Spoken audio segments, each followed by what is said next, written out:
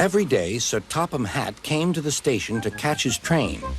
"Hello," he always said to Thomas. "Don't let the silly freight cars tease you.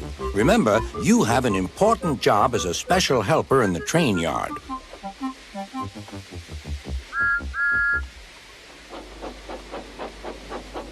There were lots of freight cars, and Thomas worked very hard pushing and pulling them into place. There was also a small coach and two strange things his driver called cranes. "That's the breakdown train," he told Thomas. "The cranes are for lifting heavy things like engines and coaches and freight cars." One day, Thomas was in the yard. Suddenly, he heard an engine whistling. "Help! Help!" A freight train came rushing through much too fast. The engine was James, and he was frightened.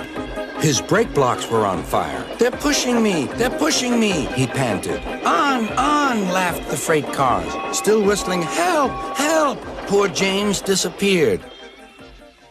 "I'd like to teach those freight cars a lesson," said Thomas the tank engine. Soon came the alarm. "James is off the line! The breakdown train! Quickly!" Thomas was coupled on, and off they went.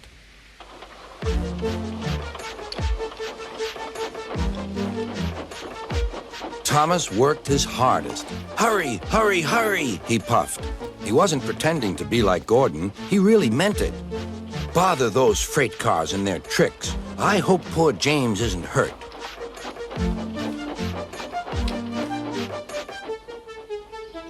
James's driver and firemen were feeling him all over to see if he was hurt.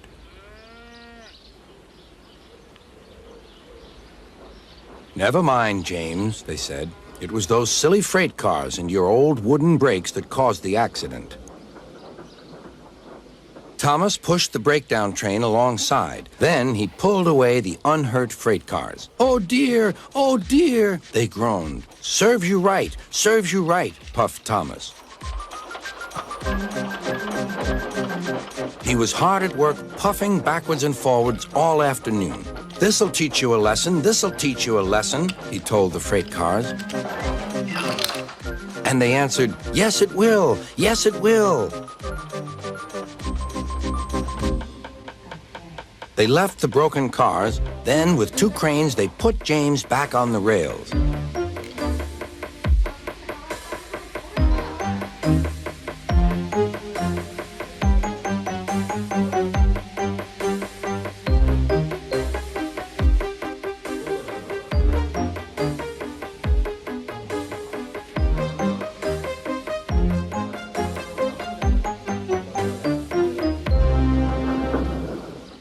He tried to move, but he couldn't, so Thomas helped him back to the shed.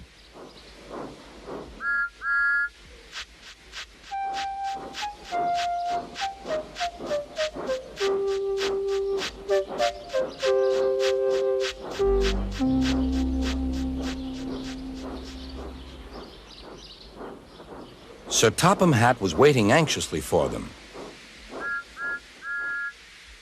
"Well, Thomas," he said, "I've heard all about it, and I'm very pleased with you. You're a really useful engine. James shall have some proper brakes and a new coat of paint, and you shall have a branch line all to yourself." "Oh, thank you, sir," said Thomas. Now Thomas is as happy as can be. He has a branch line and two coaches called Annie and Clarabelle. He puffs proudly backwards and forwards with them all day.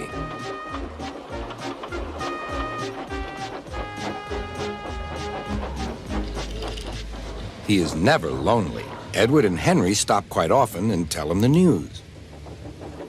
Gordon is always in a hurry, but never forgets to say, "Boop, boop," and Thomas always whistles, "Beep, beep," in return.